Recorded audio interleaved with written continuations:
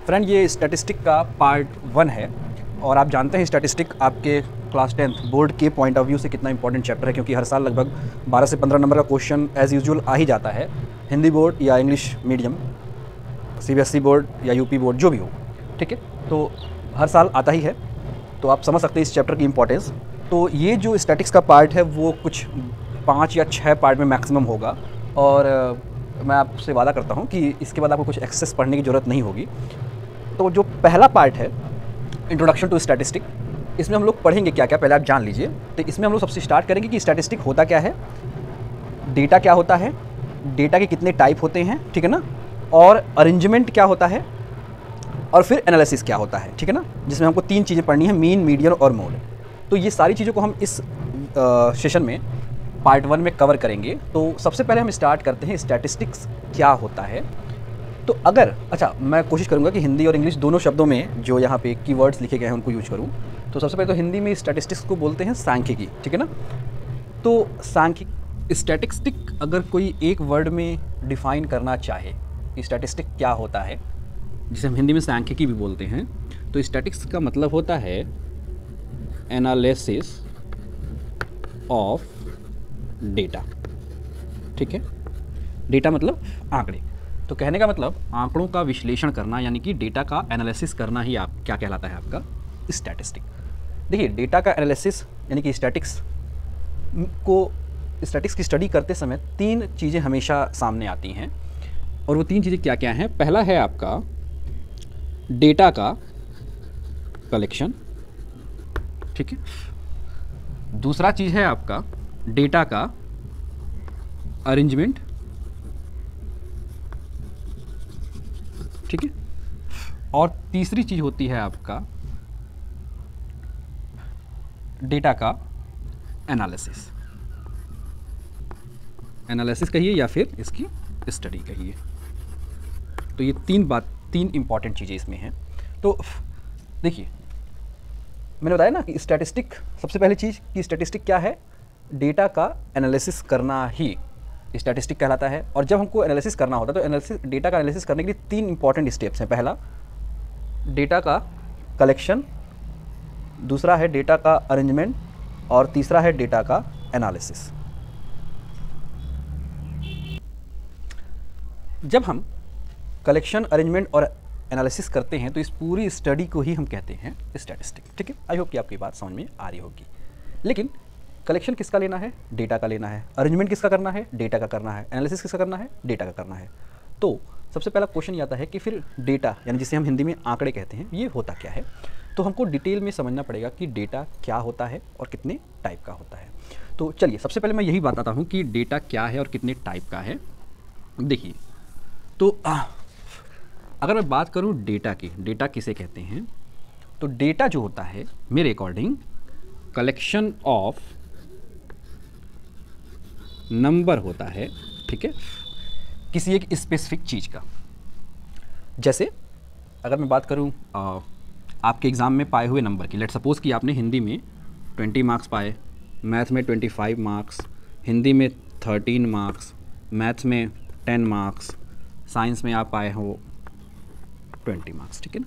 तो अगर आप देखिए, तो ये जो मैंने आपके एग्ज़ाम के नंबर्स का डेटा कलेक्ट किया हुआ है, अगर आप समझ पा रहे हैं तो ऐसे देखिए, अगर इसमें वर्ल्ड कप चल रहा है तो आप देखिए, जैसे अगर आप रोहित शर्मा जो रन बना रहे हैं, पहले मैच में 0 रन, दूसरे मैच में 138 रन, थर्ड मैच में 75 रन, फोर्थ मैच में 45 रन, ऐसे ही नेक्स्ट मैच में 48 रन। तो अगर आप देखिए तो क्या हुआ कि ये रनों का जो है कलेक्शन है, यानी कि किसी की स्पेसिफिक चीज़ का जो है कलेक्शन है in the form of number.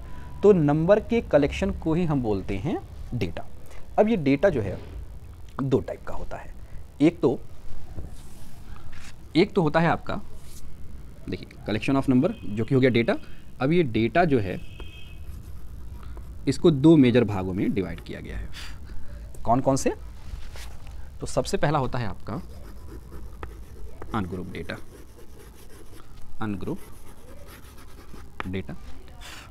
और दूसरा होता है आपका ग्रुप डेटा। तो चैप्टर पॉइंट ऑफ व्यू से हमें ग्रुप डेटा और अनग्रुप डेटा समझना बहुत ज़रूरी है। तो सबसे पहली बात कि ये अनग्रुप डेटा क्या होता है, मैं आपको ये दोनों बातें एक एग्जांपल समझाता हूँ, आपको बहुत अच्छे समझ में आएगा। देखिए, सपोज़ करिए कि मेरे पास कुछ स्टूडेंट हैं, कुछ जिनके नाम हैं, लेट सपोज़ कि उनके नाम हैं ABCD।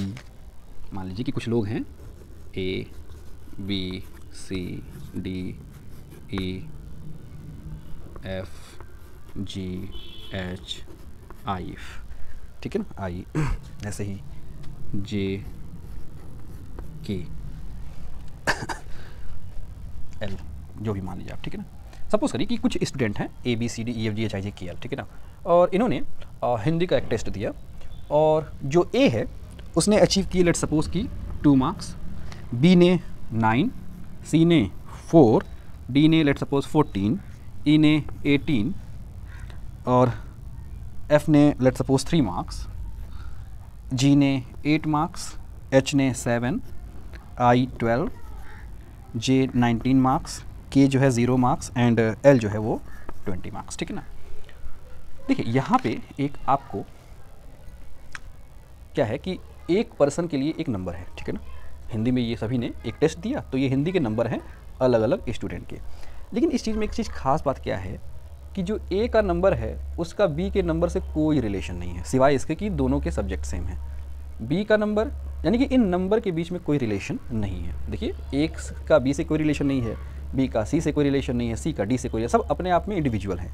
तो ऐसे कलेक्शन, डेटा के ऐसे कलेक्शन जिनमें डेटा का आपस में कोई इंटरकनेक्शन ना हो, कोई लिंक ना हो, तो ऐसे कलेक्शन ऑफ डेटा को हम अनग्रुप डेटा बोलते हैं।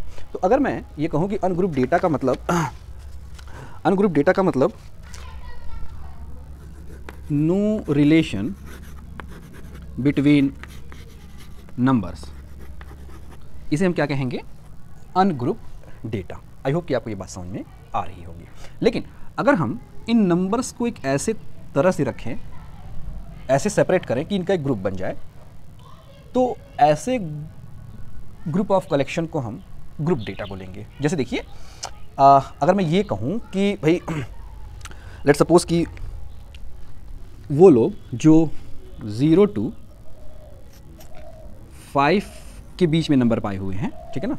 सपोज करिए कि मैं एक ऐसा अरेंजमेंट करूं कि 0 से 5 नंबर पाने वाले, 5 to 10 के बीच नंबर पाने वाले, 10 to 15 के बीच नंबर पाने वाले और 15 to 20 के बीच नंबर पाने वाले। तो अगर आप देखिए इस चीज़ को ध्यान से, तो आप ये पाएंगे कि 0 से 5 के बीच कौन कौन से नंबर हैं, 0 है, 2 है, 4 है, 3 है, 4 लोग हैं। देखिए, एक ये है, एक ये है, एक ये है और एक ये, यानी कि कुल 4 लोग हैं। और वो 4 लोग कौन कौन से हैं, तो आप ये पाएंगे कि K है, ठीक है, A है, उसके बाद H है और 3 है, सॉरी F है, ठीक है।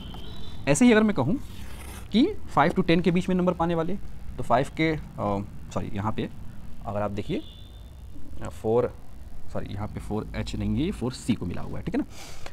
ना बात करते हैं 5 to 10 के बीच में पाने वाले, तो देखिए अगर ध्यान से, तो कौन कौन से लोग हैं वो हैं आपके, एक आपका H है, एक आपका B है और एक आपका G है, जिन्होंने 7 मार्क्स और 9 मार्क्स और 8 मार्क्स पाए हुए हैं, ठीक है ना। ऐसे अगर मैं कहूँ कि 10 to 15 के बीच में कौन कौन से लोग हैं, तो आप ये पाएंगे कि एक तो I है जिसने 12 मार्क्स अचीव किया है और एक आपका D है जिसने आपका 14 मार्क्स, एक ने 12 मार्क्स और एक ने 14 मार्क्स अचीव किया है। और ये मैं पूछूँ लास्टली कि 15 to 20 के बीच कौन कौन लोग हैं, तो आप ये कहेंगे कि एक तो E है, ठीक है ना, एक तो आपका E हो गया, दूसरा कौन सा हो जाएगा आपका, एक आपका J हो जाएगा और एक आपका L हो जाएगा। तो E ने कितने मार्क्स अचीव किए हैं आपके 18, J ने 19 और L ने आपके 20 मार्क्स अचीव किए हैं। तो इस तरह से देखिए, तो ये देखिए ये जो नंबर्स हैं 6, जिसने 7 नंबर पाया है, जिसने 9 मार्क्स पाया, जिसने 8 मार्क्स, देखिए अगर ये आप ध्यान से देखिए तो 7 मार्क्स अचीव करने वाला, 9 मार्क्स अचीव करने वाला और 8 मार्क्स अचीव करने वाला, ये आपस में एक ग्रुप में है। कौन से ग्रुप में है, वो ग्रुप जो कि 5 से 10 के बीच में है। ऐसे देखिए I और D अपने आप को एक ग्रुप में बना लिए हैं। कौन से ग्रुप में हैं, जो ऐसे लोग हैं जो कि 10 और 15 के बीच का नंबर पाए हुए हैं। ऐसे देखिए ई, जे और एल ये आपस में एक साथ हैं। क्यों? क्योंकि ये जो हैं वो ऐसे लोग हैं जो 15 से 20 के बीच का नंबर पाए हुए हैं। तो अगर आप देख सकते हैं तो यहाँ पे नंबर के बीच में आपस में कोई इंटरकनेक्शन नहीं था। तो ऐसे अरेंजमेंट या ऐसे कलेक्शन ऑफ डेटा को हम बोलते हैं अनग्रुप डेटा, और जब उसको एक स्पेसिफिक तरीके से ग्रुप फॉर्म कराते हैं हम, तो उसको हम बोलते हैं ग्रुप डेटा। तो आई होप कि आपको ये दोनों बातें अच्छे से समझ में आई होंगी। देखिए, क्लास 10th में आपको जितना भी एनालिसिस करना है वो ग्रुप डेटा के लिए ही करना है, ठीक है ना। अनग्रुप डेटा के लिए हम 9th क्लास में स्टडी एक बार कर चुके होते हैं, लेकिन फिर भी मैं छोटा सा आपको आगे बताऊंगा। इसके बाद बात आता है कि रिप्रेजेंटेशन ऑफ डेटा क्या होता है। तो देखिए, रिप्रेजेंटेशन ऑफ डेटा का मतलब ये जो चीज़ मैंने लिख दी है ना कि ए ने 2 मार्क्स, बी ने 9 मार्क्स, अगर आप देखिए तो फॉर एग्जांपल जैसे आपका मार्कशीट जो होता है, तो मार्कशीट में क्या होता है कि एक बाकायदे कॉलम बना होता है ना, लाइक दिस वन। यहाँ पे आपके सब्जेक्ट होते हैं, यहाँ पे आपके नंबर्स होते हैं। तो अगर आप देखिए तो जो डेटा आपके सामने होता है उनका एक स्पेसिफिक रिप्रेजेंटेशन होता है ना, एक अच्छे तरीके से, ताकि आप समझ पाइए अच्छे से, ठीक है ना। तो अगर मैं यहाँ से आपको इसी को हम बोलते हैं रिप्रेजेंटेशन ऑफ डेटा, इसी को हम बोलते हैं। जैसे मैं अगर आपको दिखाऊँ यहाँ पे, तो यहाँ पे जो डेटा आपके सामने दिया गया है इसको मैं थोड़ा सा आपके सामने शो करता हूँ, लाइक दिस वन। तो अगर इसी को आप कह सकते हैं तो इसके लिए आप टेबल क्या बनाएंगे, देखिए इसको आप लिख सकते हैं name of student and obtained marks. तो यहाँ पे आप लिख सकते हैं name of student A, B and so on, ठीक है ना। और ए ने कितना नंबर अचीव किया है, 2 मार्क्स, बी ने 9 मार्क्स, और इस तरह से।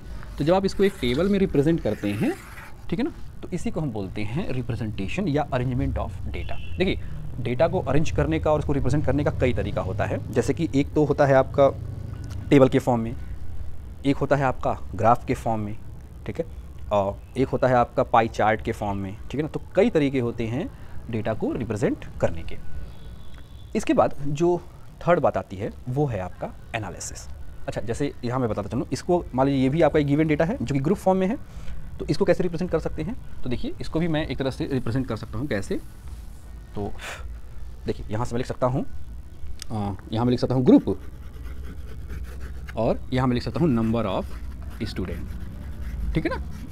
तो ग्रुप कौन कौन सा है? एक वो ग्रुप है जो 0 से 5 मार्क्स अचीव किया है, एक वो ग्रुप है जो 5 to 10 मार्क्स अचीव किया है, एक वो ग्रुप है जो 10 to 15 का मार्क्स अचीव किया है, और एक वो है जो 15 to 20 का मार्क्स अचीव किया है। तो आप बताइए कि 0 से 5 मार्क्स के बीच नंबर पाने वाले कितने लोग हैं? 1, 2 और 3, 3 लोग हैं। तो आप कह सकते हैं नंबर ऑफ स्टूडेंट 3 हैं। 5 to 10 के बीच में, सॉरी आई थिंक ये कट गया है, ठीक है, यहाँ कुछ आई थिंक 4 लोग थे, ठीक है ना। ऐसे ही 5 to 10 के बीच में कितने लोग हैं? 1, 2 और 3, तो 3 लोग हैं। ऐसे ही 10 to 15 के बीच में 2 लोग हैं, और 15 to 20 के बीच में 3 लोग हैं। तो आप देखिए, ये भी एक तरह से डेटा का रिप्रेजेंटेशन है, ठीक है ना। ये ग्रुप डेटा का रिप्रेजेंटेशन है। आई होप कि आपको ये सारी बातें आप समझ में आ रही होंगी, क्योंकि आपको क्लास 10 में जो स्टैटिस्टिक्स पढ़ना है वो ग्रुप डेटा के लिए ही है। तो इसको बिल्कुल स्किप मत कीजिएगा। अगर कहीं कोई समस्या है तो मुझसे पूछिए, मैं ज़रूर इसका सोल्यूशन आपको बताऊँगा। नाउ एक लास्ट चीज़ बच जाती है आपकी, एनालिसिस क्या होता है। तो देखिए, आपको डेटा मिल गया, ठीक है ना। डेटा 2 टाइप से मिल गए, एक तो अनग्रुप फॉर्म में, एक ग्रुप फॉर्म में। उस डेटा का आपने रिप्रेजेंटेशन किया, अरेंजमेंट किया। अब जब ये दोनों चीज़ें हो गई तो तीसरी चीज़ बचती है क्या?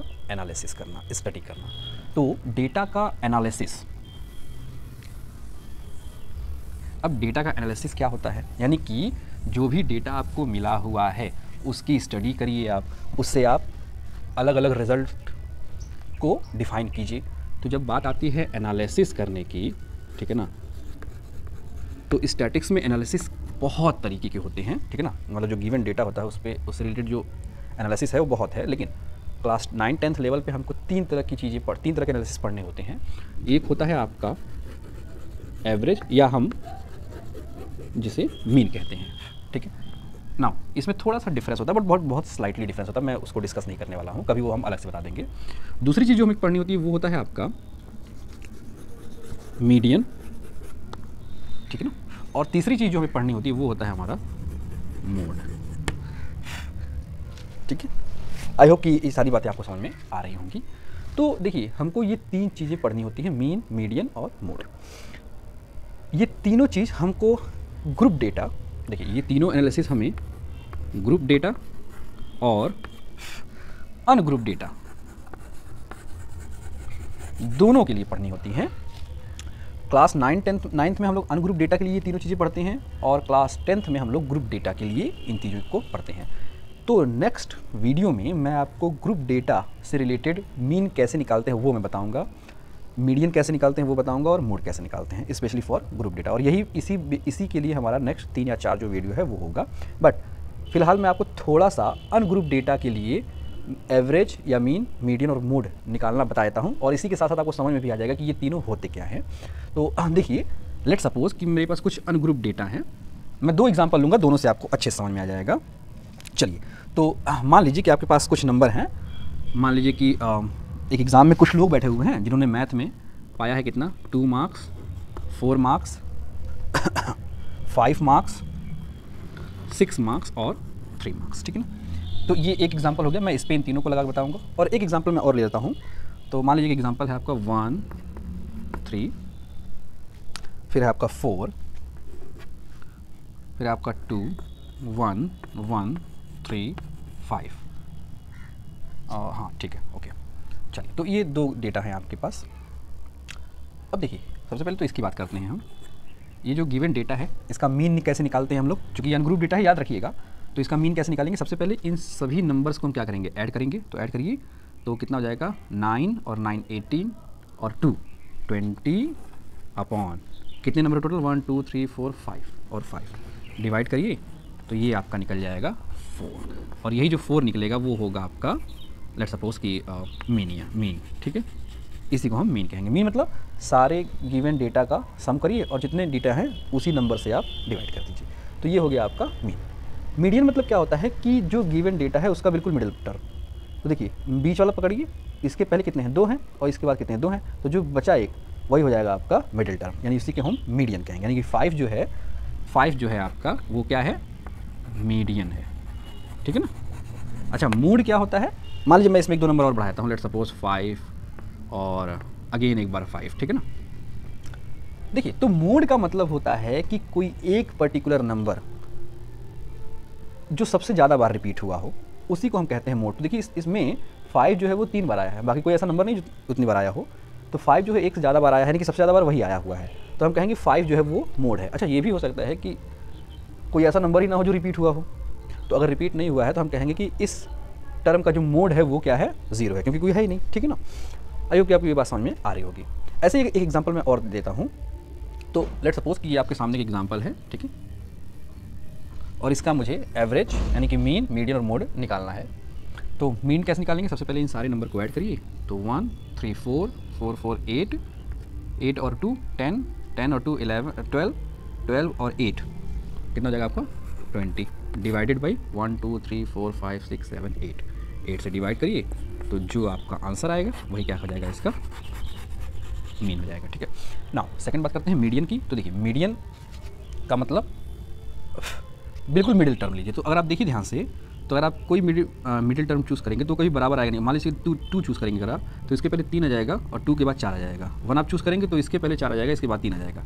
तो उस केस में हम करते क्या है कि बीच के दोनों नंबर ले लेते हैं। अब देखिए, अगर आप दोनों को एक साथ ले लेंगे तो इन दोनों के 3 पहले इधर है, 3 इधर है, और हम करेंगे क्या, ये दोनों नंबर को सिंपली ऐड करेंगे और 2 से डिवाइड कर देंगे, ठीक है ना।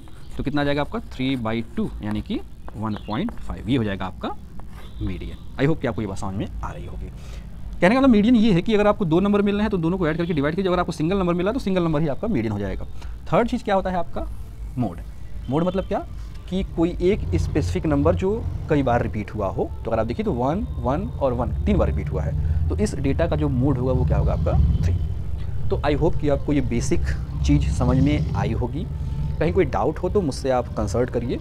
और इस सेशन में इस सेशन को लाने का मकसद ये था कि जो आपको बेसिक इंफ्रास्ट्रक्चर है इस चैप्टर को लेके वो पूरी तरह से क्लियर हो जाए। नेक्स्ट जो चैप्टर आएगा, नेक्स्ट जो सेशन होगा, उसमें मैं केवल मीन की बात करूँगा, क्योंकि मीन बहुत लेंदी है। इसमें आपको 3 तरीके मिलेंगे निकालने के लिए, और ग्रुप डेटा का। तो हमको मीन, मीडियन, मोड पढ़ना ही है किसके लिए, ग्रुप डेटा के लिए।